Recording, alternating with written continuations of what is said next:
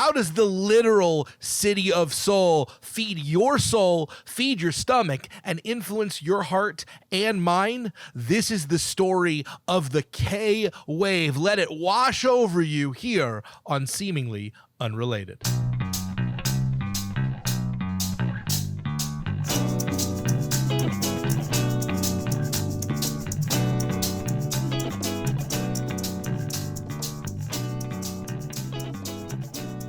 Welcome back to another enchanted evening with your friends at Seemingly Unrelated, the podcast where we connect seemingly unrelated elements of politics, society, culture, and history all together as we explore the webs of life's little murder boards to inspire intellectual curiosity and combat the prevalence of misinformation. I am one of your hosts. I am Jason Heat, and I am a creative in the worlds of podcasting, film, performing arts, and professional wrestling. As always, we are joined by the captain of the good ship Unrelated. He is a professor of digital humanities at King's College in London, Professor Dr. Mr. Sir Andrew Johnstone. That's still true. Yes. Ahoy there. And welcome to... I thought you were going to say the good ship Unreliable. I just want you to know.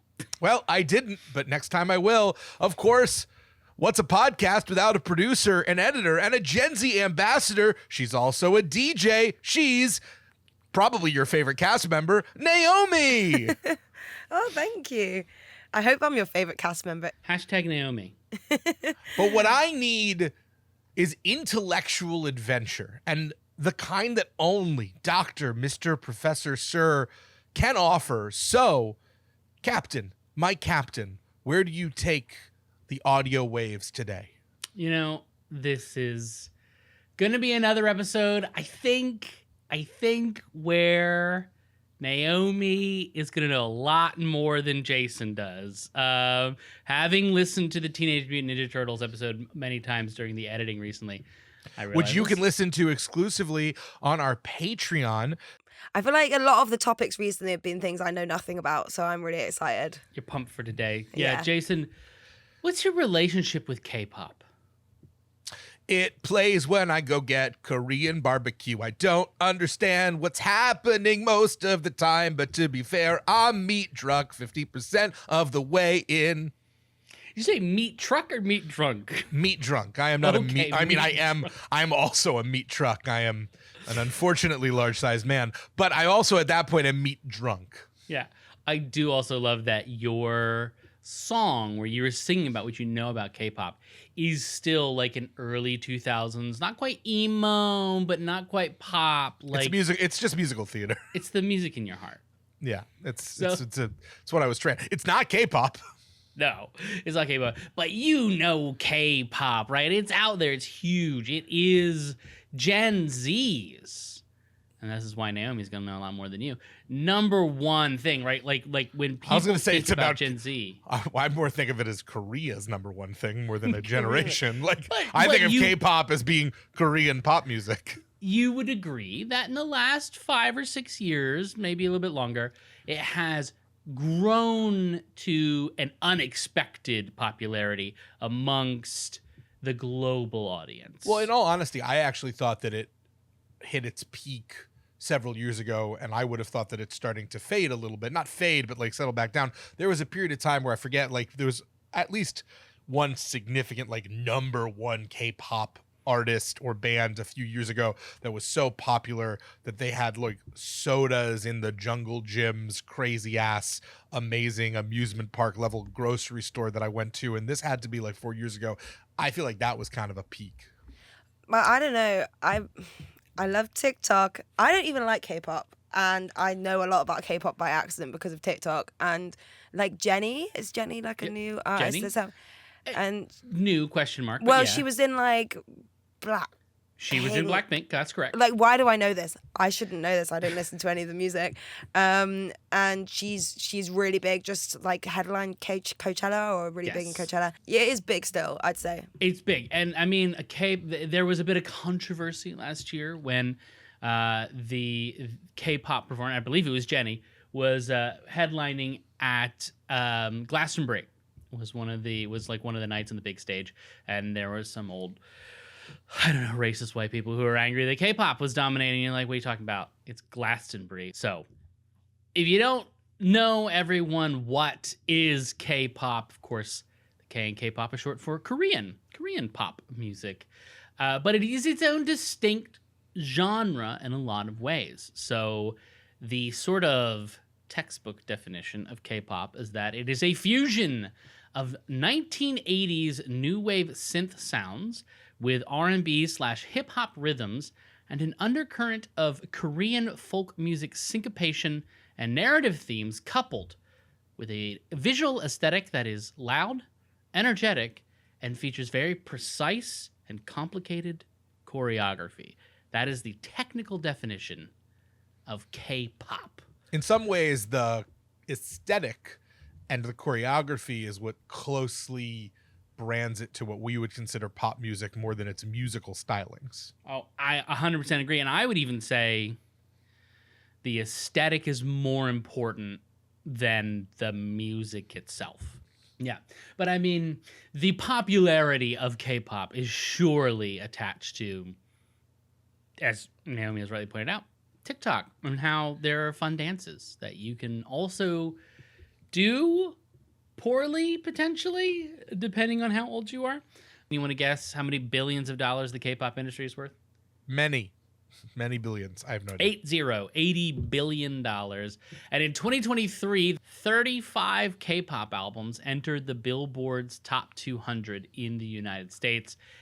So, when do you think the first Korean musical group to get real international notice was? What era roughly do you think this happened? I don't know. I'm hoping you're not going to say that it was Gangnam Style by Psy.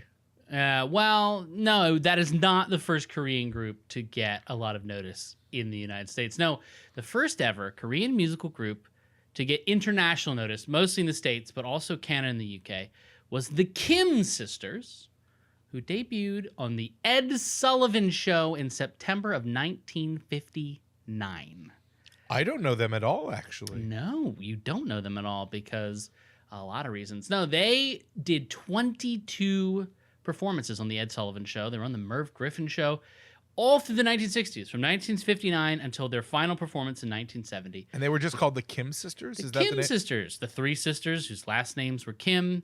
Two of them were actually sisters. One of them was adopted after her parents died in the war, in the Korean, what we call the Korean War, what was called the Korean Civil War in Korea. And she was adopted into this family.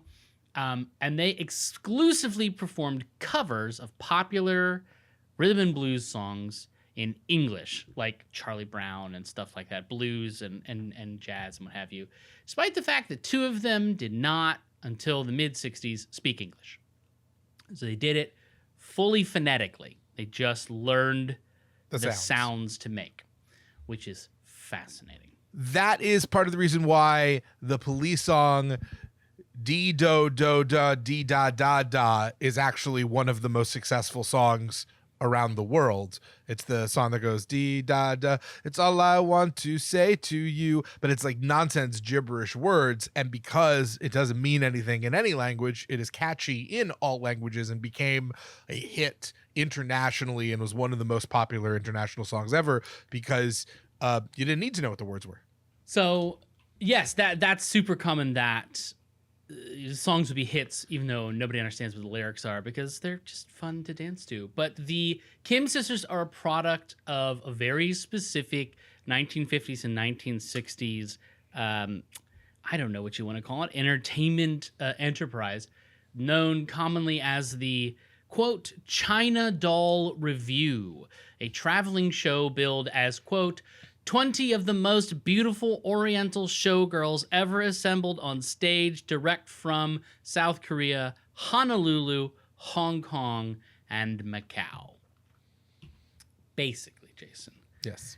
Everywhere the United States military went, in their wake around their bases would crop up a industry of young women who would perform as musical acts to try and make ends meet while they are in the middle of an occupation. And the GIs, you had a bunch of men. There's no women they're not serving. They're serving in sex segregated units. So there's like no women in general around for them. So there's a demand for some engagement with women, and yeah, there's plenty of locals who want to do some performance, some singing, some dancing. Is this the beginning of the American male sexual exotification, fetishization of Asian women specifically? Like, did that happen before, or is it specifically the army in these sort of South Pacific theaters of combats, and then those stories being passed on, that actually creates this sort of trope that has stayed fairly consistently, I think, in the United States, sort of sexuality for a long time? I don't know if I'm saying that right, and I apologize if I'm not, but like, yeah. The next line in my notes in my script is, this is one of the foundational trends in establishing the trope of the submissive East Asian woman and the objectification of Asian women as doll-like in their appearance and fragility. there you go. Yeah, that's really like the Kim sisters are these like small, waifish East Asian women who, yeah, they fit, like they wear the sort of the silk Chinese dress, like that's very form-fitting, that has no sleeves and sort of a high collared neck, or they might even be in kimonos in one of their performances, all sorts of things. That comes from the women who were trying to, you know, make a living in an occupation. There's actually a great Japanese movie, I think Ozu is the director, from 1949 called When a Woman Ascends the Stairs. Great title for a movie. That's all about a woman who ends up running a brothel because she has to survive in Tokyo during the occupation. And it's filmed in Tokyo during the occupation, which is a very intense time to be filming a movie. But that's what's happening. And you're right, that image then comes back with those GIs, because the only women they encountered were the ones who were specifically catering to them. Right. And like, you know, and they're telling those stories, and that's influencing media, and it's influencing desire, and yeah, exactly. So the Kim sisters would again appear on Ed Sullivan 22 times. But what's critical to the Kim sisters is they were built upon an aesthetic, right? Yes. They're talented, they're good singers, but they're not writing songs, they're not doing particularly like ambitious covers of these songs. They're just kind of playing what people are familiar with, and then presenting it in a package that was a little bit different, a little bit more interesting, aesthetically changed. The musical roots of K-pop, where we get the sound of K-pop, is universally agreed. This is a weird situation. There's one person who kind of invented this, which is crazy, which is So Taiji. Sorry, I did my best. Don't know Korean that great. But a lot of people think his name is Seo, and I looked it up. Nope, it is So Taiji. We're just going to call him So for now. Young man from Seoul, the city of Seoul, who in the 1980s and 90s, he struggled to fit in with his musical contemporaries. He just didn't think that his sounds and ideas really meshed with what people were doing. He couldn't quite find what he wanted. And then one day, digging around in a music store, he discovered MIDI. Do you remember MIDI, Jason? Do you know what MIDI is? I mean, I remember downloading MIDI files from my computer and listening to, again, MIDI representations of the MASH and Babylon 5 theme song, which is like the way that I used the internet in the late 90s is coming up over and over again, and it really centers around a few very specific TV shows and me getting audio content of it. But yeah, I had a bunch of MIDI files of different TV tracks. I love that. Naomi, if I say MIDI, M-I-D-I to you, what do you think? I think of like a MIDI keyboard that you like plug into your laptop to create music. Yeah. And the nerdiest response, when I think of MIDI, I genuinely think of the proprietary like connection system, like the 4-prong circular. Nerd. And now for something completely unrelated. Am I the least nerdy in the room then? Because I thought of music production stuff. Tell me I'm not nerdy. That's pretty nerdy. It's a Like, different kind of nerdy. It's yeah, not. you're just like if we went to a Guitar Center, I feel like Jason and I would be tapping our toes and pointing at our watches, and you'd be like, "No, I just want to look. I'm just looking." So you're kind of nerdy in the same way that a middle-aged divorced dad is, like wandering around Guitar Center, being like, "Oh, that would be a cool plug-in." So I give big dad energy. So true.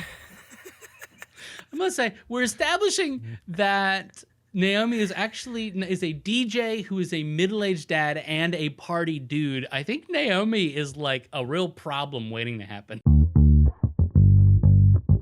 So Naomi has accurately identified what MIDI really is, which is just a universal system for making sounds connect to a computer, basically.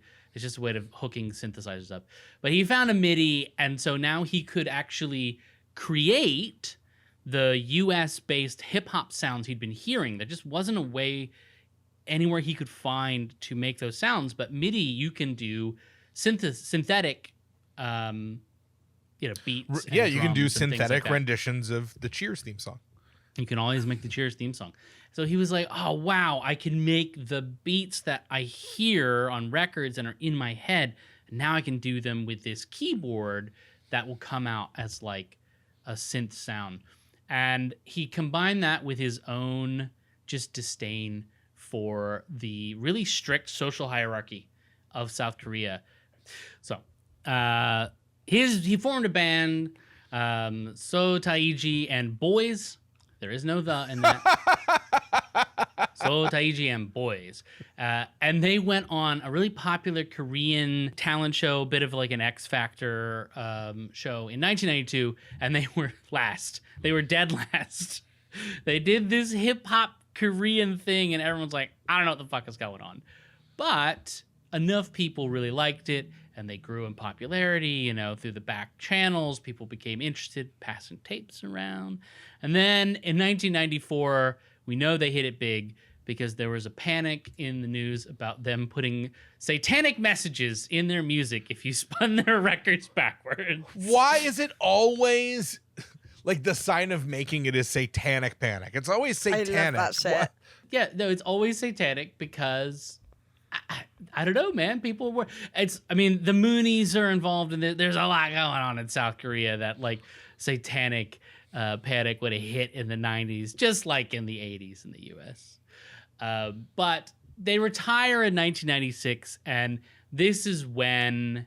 So they're kind of a singular act, but they catch the attention of a man named Lee Ho-yeon, who in 1997 forms the DSP Media Group, which is the first and largest K-pop production company. And he specifically wanted to find talent which emulated So's style of blending hip-hop and pop music into Korean aesthetics. And that all started in 1997 into 1998. So does that mirrors sort of almost perfectly the same time that American pop music is turning into boy bands or creating these kind of pop music factories. So is this a case of two similar ideas because the market was ready for it happening separately or in parallel? Or does the American boy band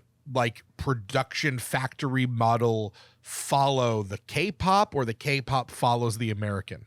They are happening in parallel. Okay. Whether or not that is because the world was ready for it, or just happened to be that South Korea and the United States, because in Britain, Naomi, there had been boy bands through much of the early part of the 90s as well. Like that model, there's a whole movie out right now. Better Man is about one of the guys from one of those. Robbie Williams. Yeah, Robbie Williams. Oh, was Robbie Williams? Was Robbie Williams originally a boy band? Take That.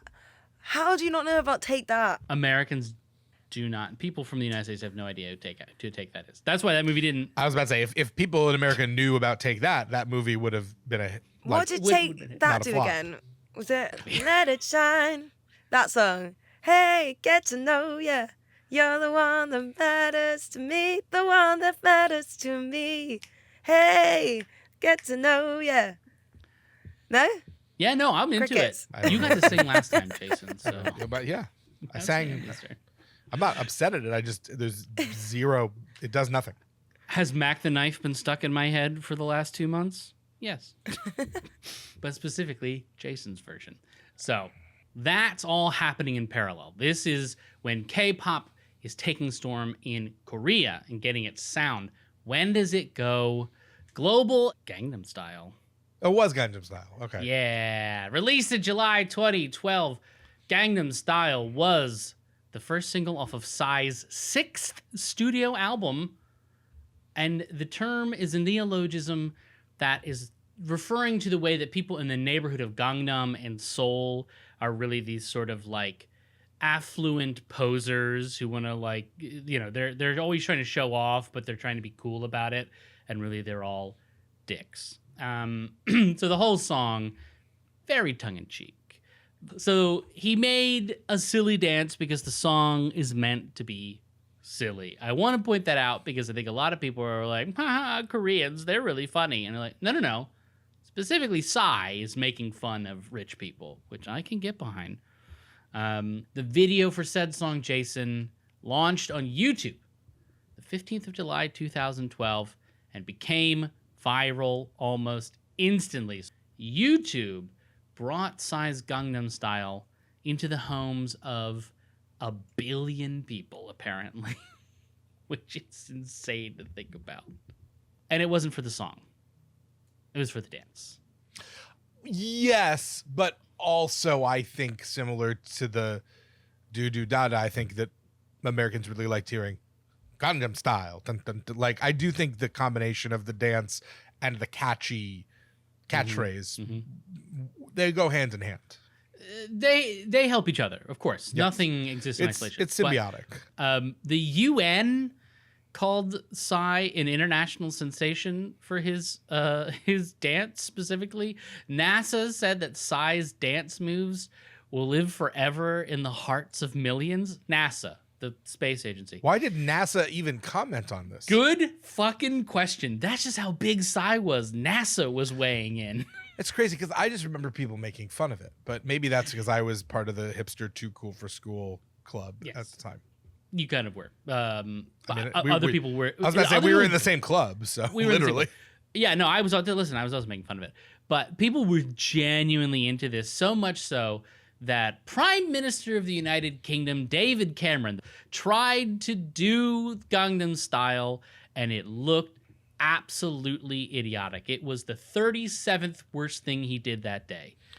To be fair, and we've talked about this, there are so many moments in British politics that would be immediately disqualifying for American politicians before the year 2020. So if we look at the Google Trends, the term K-pop doubles in its search volume in summer 2012. So Psy's Gangnam Style is when K-pop becomes known around the world. But it's not why it's continued to grow, right? No, because Psy's Gangnam Style was a novelty song in the United States. It was not a harbinger of a new musical genre. I think that's what it was everywhere. It was like just like a funny. It was Who Let the song. Dogs Out. Yeah. You know, like Right. It was Crazy Frog. And now for something completely unrelated. Crazy Frog. I bet Jason doesn't know what Crazy Frog is. Let's go Crazy Frog. The seemingly unrelated this episode is Nam. He's bringing some obscure ass British. Is this what you play at the club? Like, is this what? If you played that at the club, it would go mental. it I'm putting would- that on my USB. So Gangnam Style, as you know, it's a one-hit wonder at best. How then does K-pop blow up? All right. Well, first you attach it to the dynamite, and then you push Wind the. the clock back to 1997. You're Tony Blair. Put this in your head. I'm not. You just won an absolute slam dunk landslide victory because after 18 years of Tory leadership, Britain is doing fine. But everyone was kind of bored of them, and they kind of fucked up this weird monetary policy thing. And everyone was like, we're done with you, John Major. And so Tony Blair becomes the prime minister, and Labour, for the first time since like the mid-70s, is in charge of Britain. Bad news, Jason. It's Britain in 1997. What's the major economic foundation of the British economy in 1997? Chipperies? I don't know. Chipperies? It's just... It's not called a chippery, and you know that it isn't, and you know it annoys me. That's true. All of that is true. Full stop. Yeah. You It makes my it makes my hair stand on end. Stop saying chippery. I don't know why it makes me so annoying. The English person to me is livid. You may continue talking about K-pop and the British economy. I have no idea what was sustaining the British economy in the late 90s. The good news, because no one does, nothing was. It was shit. There's no industry left. Like, most of the British industry had shut. Agricultural production was actually at its like absolute nadir. This is like the worst time to be a farmer in British history. And services were declining rapidly. So Tony had to think on his feet, right? This little goblin man who is a genuinely bad person in his soul and shouldn't be allowed to be speaking in public anymore, had to come up with an idea. I don't know enough about this to co-sign any of this, so I'm just going to say... He thinks women have to have been biologically born a woman, and that we should stop investing in green energy because all of this climate nonsense is too much. Oh, that's not good. Bad person. Did he grow up with J.K. Rowling? Maybe he did. They might have gone to school. They were at Hogwarts together. Feels like a generational issue. So he came up with a plan that is, pure bullshit. Amazing bullshit. Yeah, I'm trying to figure out where this turns into K-pop. Called Creative Britain. That he would build a new part of the economy, a fourth arm of the British economy, based entirely in the creative industries. I mean, I actually love that conceptually. Yeah. Hey, what do people love about Britain, Jason? The Beatles. Yeah, the Beatles, Shakespeare, the Royals, low walls. What are the other three pillars of the British economy? Because... agriculture, industry, and services. Okay. Yeah. So the fourth one is going to be... I love conceptually the idea of making creativity a pillar of your economy. I see that this is going to go somewhere that's not productive because you never bring up good things. But... I mean, that's the thing is it could be. But the idea was it was going to be a full-scale development of creative exports and tourism. So it was going to... things that we could sell as Britain abroad and things that would bring people to Britain to spend money, right? Makes a lot of sense. This is when we actually start to see, like, you start doing like the tours of Buckingham Palace and all those sorts of things. But this is also when the Spice Girls are going around the world wearing Union flags, and like we're getting like Guy Ritchie movies released. Trainspotting comes out in the United States. Like all the British film and music was being exported. You may very well remember, Jason, seeing on the news that it was the second British invasion. It's like a thing people were saying. I don't remember people saying that, but I do feel like there was an influx of British acting talent, and I became aware of a lot of British directors. Sure. Yeah. And so for like 5.5 seconds, Britain became this major global cultural creative powerhouse. And then everyone remembered that they were the empire that colonized them in the first place, and that this is an attempt to kind of whitewash Britain's story at the same time. And it didn't sustain itself. The Labour Party actually still campaigns on this to this day. They talk about how creative industries is like worth 125 billion pounds to the British economy. But they also just released the funding for the next year for DCMS, that's the Department of Culture, Media and Sport, 1.6 billion pounds. So they're willing to spend just shy of what, 10? What is that? 2%? 1%, I guess, of the expected value to the economy and actually supporting it. That's why it doesn't work, Jason. Well, I think it's honestly still a bit better than we have here in the U.S. in terms of even like creating a governmental system and not trying to dismantle it. Yeah, but it does not. But if you want to make it like the fourth leg of your economy, you gotta spend money to make money, baby. You can't just say creativity is our economy and then do nothing. I mean, you can. You sure can. That's true. Why is this relevant, right? That's a great question. It is seemingly unrelated, so we didn't have to go to Britain for a second. If you're in South Korea, you actually got a very similar situation in some ways. Mid-90s, there was a huge economic crisis in East Asia. We're not going to get into it. Just know that Thailand decoupled its currency from the United States, and it caused huge economic problems everywhere in East Asia. Like every East Asian economy was hit in 1995 and 1996 as a result of this crisis. No worries.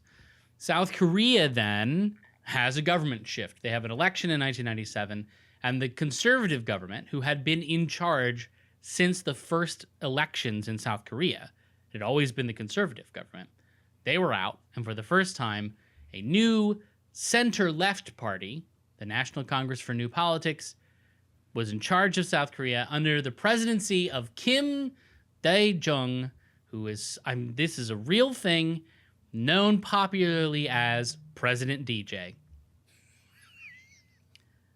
That is really what people call him. Yeah, I was about to say. President DJ. I mean, Naomi, you would be the prime minister, DJ, because you don't have a president in the United Kingdom. Thank you for recognizing me. So, we've got a center-left party in charge of South Korea. You got a center-left party in charge of Britain. Hey, you even have a center-left presidency in the United States. And it's 1997, so, Slick Willie hasn't been brought up on charges yet. He has indeed engaged in sexual relations in the White House, but he hasn't been caught, which is critical. So there's going to be that looking around to the world and being like, okay, who should I, is there someone I should connect with? And he sees Tony Blair's Creative Britain project and he goes, that's it. We're going to do that. Creative Korea. We're going to make Korea's cultural outputs a critical part of the economy so that we can get away from being too tied into the East Asian sort of export market, right? Most East Asian companies or countries at this time export their goods, raw goods, and that's sort of the backbone of their economy. And just double checking, this is pretty explicitly because in response to the economic crisis and realizing that if we're too tied into places like Thailand and they decide to do what they did, we're fucked. So let's diversify our portfolio effectively. Correct. Okay. Yes, that is the logic behind it. Now, they do have one critical problem. What is their export? Correct. That nobody knows what the hell Korean culture is, right? Like Britain has an advantage. Listen, I don't know where this is going, but I do know where it's going. In the sense that the idea that you're like, no one knows what Korean culture is crazy to me, because here in the year of 2025, as I just mentioned, why do I know about K-pop? It's because I went to the Korean barbecue place and I have the Korean the hot dog, like whatever. You had some boba. Yeah, maybe? whatever cultural export scheme is decided, I think I can spoil it by saying it was far more successful in the long term than the British one, because it feels like that is massively different in terms of its cultural understanding. There's like 3 new Korean like snack shops open up in the centre of Manchester in the last few months. An incredible cuisine. Yeah, absolutely. I mean, you get kimchi at Waitrose. There are multiple brands of kimchi at Waitrose. Waitrose is just a grocery store, Jason. Thank you. The fancy one. Yeah, it has worked for sure. So how did they make that happen? What was the plan? They had to come up with an idea of what of Korea do people want? And how do we ship it out? And how do we ship it out? Brilliant. Yep. So step 1. They put your dick in a box too. Yeah, put your dick in a hole. Correct. And now for something completely unrelated. Do you understand that reference, Naomi? Nope. Wow. Hold on. That's a big pause. Dick in a Box is too old for you? I was like, what the hell is Jason talking about? I do think that Dick in a Box went about as viral as Psy's It was Gangnam pretty big. Style. It was real big. It had Justin Timberlake in it. Yeah, with his dick in a box. No, I think no, because that's like 2009. I was alive. I obviously You were wasn't alive. looking at the but you dick were in the quite box young. You were stuff. quite young in 2009. All right, fair enough. I just made what I thought was a very basic cultural reference. I watched her eyes glaze over, and I was like, "Oh wow, okay, this is important I was for me." thinking about writing down whether I should cut it or not because I didn't know what it meant. Step 1. President DJ removes all of these restrictions that existed. Wait, you've never explained why is he called President DJ? Because his last name is Dae-jung. Oh, That's it. oh, that's Just his fucking. initials. I thought he was a DJ. No, but I just love that he's called President DJ. Oh, I underlined and bolded that in the notes because I was like, I must say President DJ. This is so lame. You led Let me me down. say step 1. Step 1. President DJ removed a bunch of restrictions that existed on the importation of Japanese cultural products. If you don't know, Japan and Korea, complicated history. There's some occupying and some enslaving that happened. Just some light occupation. Yeah, and so Korea for a long time just like wouldn't let Japanese stuff come over to South Korea specifically. And so DJ's like, no, let's get rid of that. Let's let that Japanese stuff in. And it's 1997. So what's going on? Previous episode, Jason. Hello Kitty is starting to blow up because the creator or the person working at Hello Kitty is trying to keep young women from selling themselves into sex work. And so more Japanese products with Hello Kitty are slapped on it. This is also the rise of Pokemon at the same time. So a lot of the Japanese stuff that makes its way to Korea is Cute full-on animals. kawaii. Yeah, just kawaii. Which is part of why a lot of the Korean stuff that we associate like has cute animal characters on it. They were like, kawaii. People like that. We're going to run with that. The money made on those imports, right? The taxes and tariffs and things levied on those imports were then spent on the single most aggressive and rapid expansion of internet access any country saw ever. By 2010, Korea, South Korea specifically, obviously, has definitively the fastest, like, average internet speeds out of any country in the world, and more than 90% of the population is connected to it. Yes. So in 13 years. They are downloading so much of their newly allowed into the country Japanese porn. Just Correct. like... Jason, you're not even wrong. I'm Yes, not. they are No. 100% doing that. Yeah, absolutely. Previous episode. So that was the initial 1-2 punch.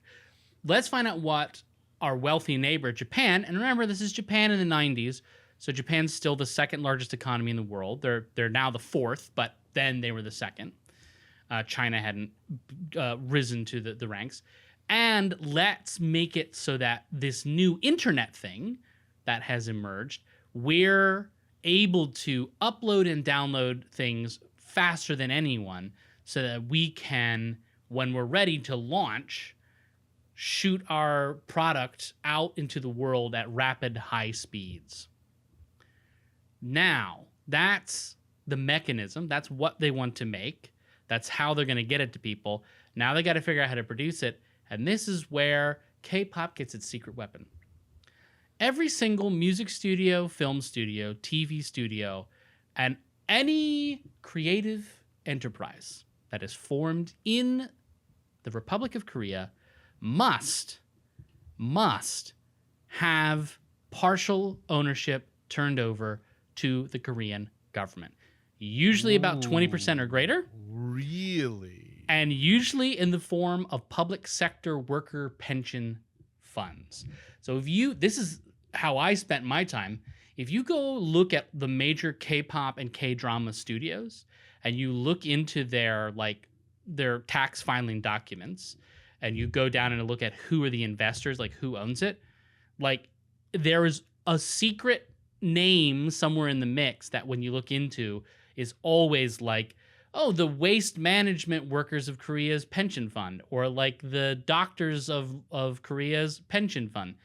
They levy the pension funds the same way that like unions used to like levy pension funds to build the casinos with the mob in Los Angeles. I don't know about this.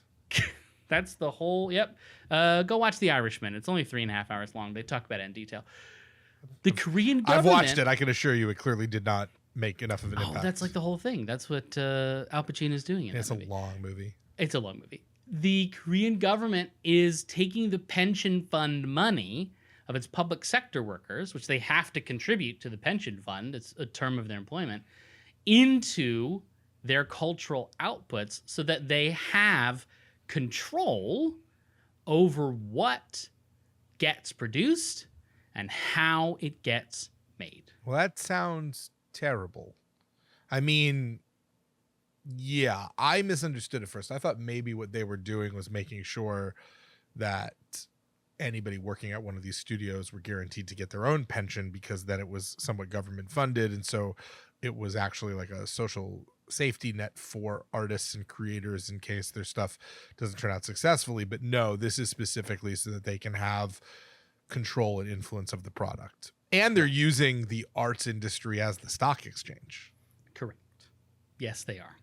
They are buying and selling not just the studios, but the artists themselves. If you've ever taken the time to look into it, K-pop bands do not come together by chance. They are not like So Taichi. Yeah, They I watched a are- lot of documentaries about this.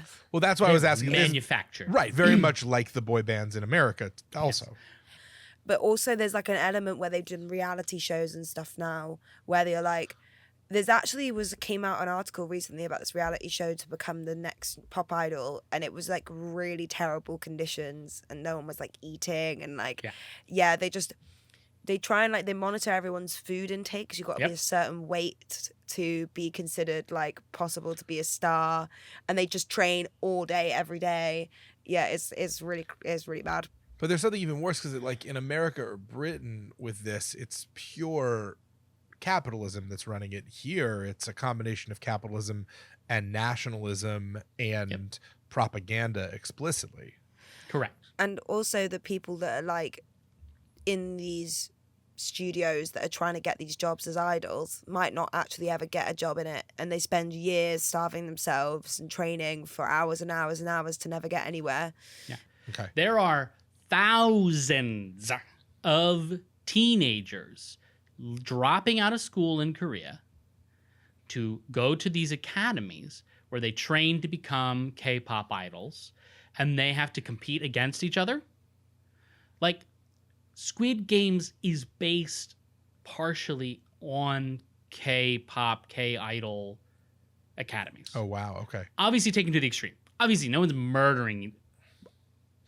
I don't think there may be isolated issues, but It's I didn't not. see any. There's not systemic murder built in. There's there, not but systemic murder. But that is the metaphorical. There's self-harm. That's the metaphorical explosion of it. But Yes. there are very bad working conditions, etc. Well, and honestly, it sounds like it's bled into, unsurprisingly, our influencer culture now, Yes. which is much more decentralized. But I wouldn't be surprised if it has been influenced back by a lot of these kinds of genres to create, sort of through TikTok, the American influencer culture.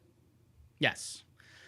So there is a very planned and devastating to younger generations system that makes the production of K-pop possible, and K-dramas, and even the people who do the animation and draw. Like when you go to like a boba restaurant and it has like a cute character on it, it's if it's a Korean boba restaurant, it was probably made by someone who was in a similar academy, but with the academy's explicit end goal being you design characters that we Illustration. put onto things. Yeah, you are an illustrator. Like, it pervades all of the creative industries, with minimal exceptions in traditional folk creative industries. But even then, there is an emphasis on these cultural exchange programs where like Korean folk dancing troupes will go to other countries, and those countries will send their cultural attaches, their own like dance troupes, for example. And when you see these experiences, the people who come from other countries to Korea, people are like, yeah, we don't really give a shit. We just had to exchange you. Whereas the Koreans are going on putting on a full show. This is Korea. We are incredible. I thought I was going to be very excited by the fact that you were presenting a government that really was putting value and resources into its arts and culture as a priority. But again, you found a way to make it bad. It's like a factory that's carbon copying creativity. It's like they actually give each person in the band a personality, and each K-pop band has to have a personality, and then that person has to act as if that's their personality. It's crazy. Can I throw out a wee silver lining? Part of what President DJ said would be necessary to make this system work was that there was going to need to be a push for more democratic programs and institutions. But President DJ knew Korea had to open up restrictions in society so that creatives could create something worth exporting. So there was, across South Korea, removal of a lot of speech restrictions. So South Korea is a much more free speech country today than it was in the 90s. Expanded suffrage so that more people had the right to vote. I will say, I know what suffrage means, but I have to point out it's always the weirdest word, because whenever you say we're expanding suffrage, it just sounds like more people will suffer. Suffering, yes, absolutely. Yeah. Allowed for more political parties, and they removed... So Republic of Korea in the 90s, very centralized system of all the government services. There's more of a decentralizing. Local institutions have more control over some things that are most relevant, things like education and healthcare and what have you. So there is this incredible democratization of South Korea as a direct result of this state-sponsored Creative Korea system, because it was necessary to facilitate people actually being able to work and function in this K-pop manufacturing system in a way that would be appealing. But also, the opportunity to exert control and the decision to do so are not always the same things. Does the government have the opportunity to control and occasionally pulls those levers, but oftentimes lets people do what they want? Or are they deeply hands-on and restrictive about what material makes its way onto the scene?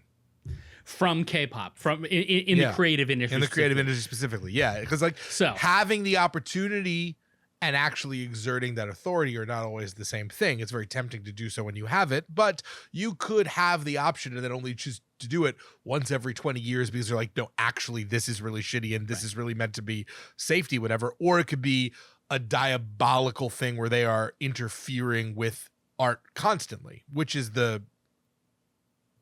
I would argue it's more like the latter than it is in the former. Of course, the explicit plan was that whereas Tony Blair is arguing let's create a fourth pillar of the economy, DJ here is proposing that we create a tool of the state to be deployed as the state needs it. But it is allowed free reign when the state doesn't need it. However, if there's a need, for example, to increase domestic spending in South Korea, if the government says we got to get people shopping and going to restaurants, they make sure that shopping and eating out are featured more in K-dramas, that the music videos being made are about going to the boba place or going to get ramen or going to get whatever. Why did I say ramen? That's Japanese food. They're going to the Korean barbecue, whatever. They're doing that. That's one thing. They're doing implicit subconscious messaging. Right. If, for example, or explicit. If, for example, the government also, because it uses a foreign weapon as well. It uses it in its foreign relations. If, say, a foreign government threatened the South Korean government with enhanced tariffs on their products, they then make sure that some of these K-idols that they have molded and manufactured speak out publicly on the internet about issues that government that is trying to pass the tariffs disagrees with. And then what happens is tens of thousands, if not millions, in fact, of K-pop fans joined the Black Lives Matter protests in 2020. That was not a natural product of K-pop stars being interested in Black Lives Matter. That was the South Korean government saying to the Trump administration, watch your ass. We will deploy the K-pop army. And they're a scary army. But you can imagine if you're like a Gen Z person who's getting K-pop all the time, and then your K-pop idols are all saying the same thing about this certain government or this certain movement, it could be very influential. Naomi, how do we make you an idol? Oh, too fragile. I'd cry 1 minute into that academy and I'd call my parents up and be like, come pick me up. I want to go home. I don't care. What a deeply honest response. I was just like, you are our greatest chance to be an influencer. No. Yeah. I want to drink the boba tea. I don't want to do the training. I'm ready to be an idol. Just nobody else is. Take us home, Andrew. So yes, it is specifically a tool of the state. Unlike Hollywood, which sort of carried the branding of America and made people think, oh, this is a really great thing to be, or China, which uses its cultural outputs just as an economic flex. Nage 2 made $2 billion this year in box office sales, which now makes it the 5th highest grossing film of all time, and it was released in China and China alone. I was about to say, I've never heard of that movie. Correct. It was done on purpose, again, in the face of Trump tariffs. The Chinese plan is to say, we don't need you. So every element of the Korean cultural exports, including the Korean barbecue, is actually baked into this plan. The reason you see more Korean barbecue shops, more boba shops, all of the K-pop bands, the K-drama bands or K-drama shows, which like something silly like 65% of all people who have Netflix in the United States have watched a K-drama. That is a fact that Netflix popped out, is specifically to control your perception of Korea and to feed you a message that the South Korean government is interested in. And it's the only way for a country as small as South Korea to really fight the fight on the world stage, because they don't have the money of the US or China, and they don't have the military of Russia or the US. This is what they have, and it has become just the way that the Korean government exercises power both domestically but especially abroad. And that's why K-pop is everywhere. Well, I can tell you that in my case, they're doing a great job of feeding me that message, because I fucking love Korean barbecue. Absolutely. Yeah. It is delicious. Yeah, they found the way into me, and unsurprisingly, it's through the mouth. And unsurprisingly, it comes with beef and chili. So that's it. That's the Seemingly Unrelated. Why is K-pop so popular? Because it's a government-backed, PSY-Op design. PSY-Op? Oh, shit!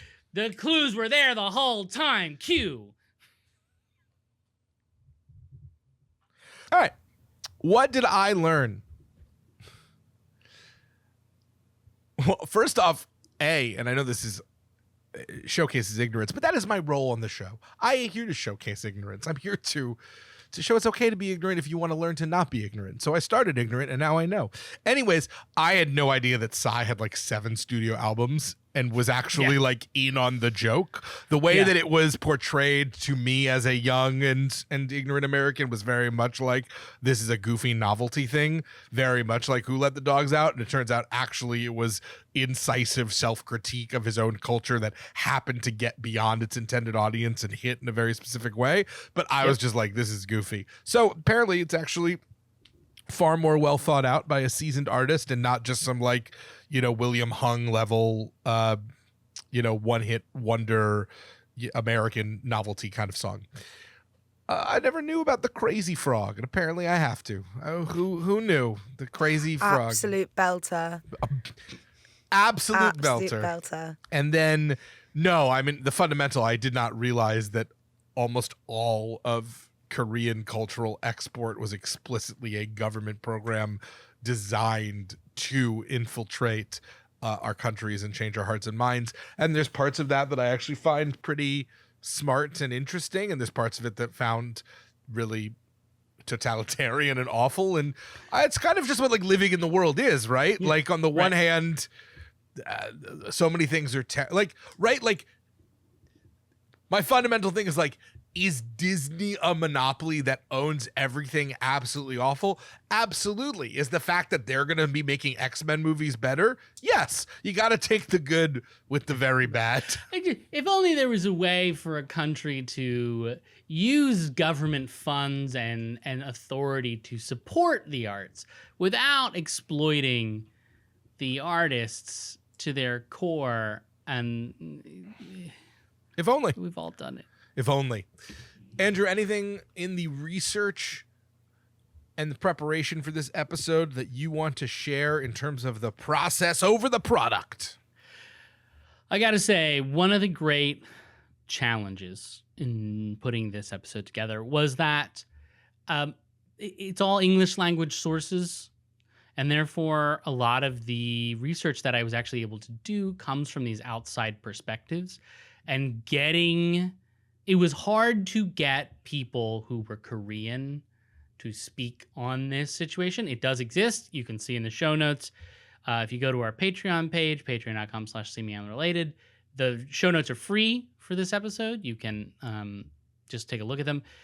Tried to get as much raw data from Koreans as possible. And this is a real challenge to consider when we are doing research on cultures and countries which are not our own, which are not something we have that familiarity with, is to try and find those things. And since the whole thing is that the government is trying to use this as a weapon and control the narrative, boy, it was tough as shit to find people who had something to say. And that is why I was straight up looking at tax filings to figure out what level of control the government has over these corporations. It is bonkers. So just everyone out there, keep that in mind. If you hear anyone speaking of like another country or culture and claiming that they have some insights, such as Japan is really living like it's 2050 or whatever, no, they're saying that it's an outside perspective on something that they have no context for. And it may specifically be a message that a government is trying to feed to you. But to be fair, correct. We know that that's no different. The U.S. was trying to do that before, as we talked about in our episode about George Plimpton. Yes. And when we bring up the plimp, it's time to say adieu. So thank you so much for joining us on this exciting installment of Seemingly Unrelated. If you would like to support the show, there's a few very meaningful ways you can do so. Of course, financially, please go ahead and contribute to our Patreon, where for only $2 a month, you get a bonus episode every single month featuring the cast and some interesting ideas that maybe don't fit into our main episodes. But that's not the only way in this economy that you can support us. You can also help us increase our algorithmic reach by, of course, telling a friend in person, but specifically on Apple Podcast, on Spotify. Please leave a review. Please rate the show. Please share. Please leave a comment. Any way that you interact with this show will help it reach other people, and we deeply appreciate it. We also do have a Substack that you could subscribe to that I will be continuing to write. I've now publicly promised. Everybody, say goodbye. Bye-bye, everybody. Let's go crazy, frog. Da, da, da, da, da, da, da, da. That's why I just wanted to see us out with that.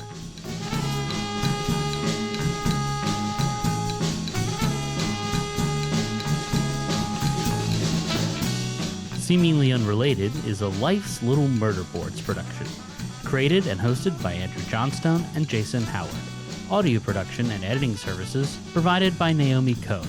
Our artwork is by Megan Zemet. The theme song is Irizumi by Pistol Jazz.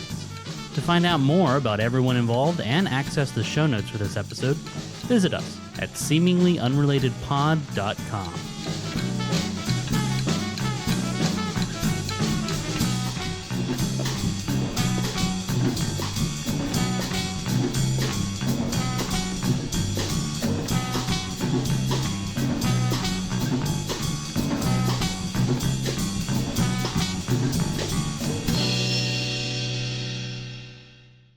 So, Naomi, I went to the artificial intelligence to make a MIDI version of our theme song. Are you ready for it? I'm scared.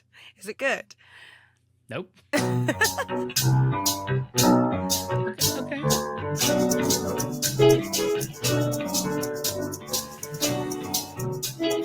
It's not great.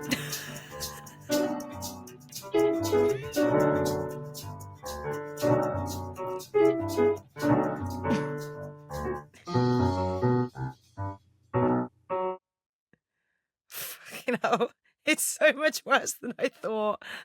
Perfect. I think we won't be putting that at the start. No.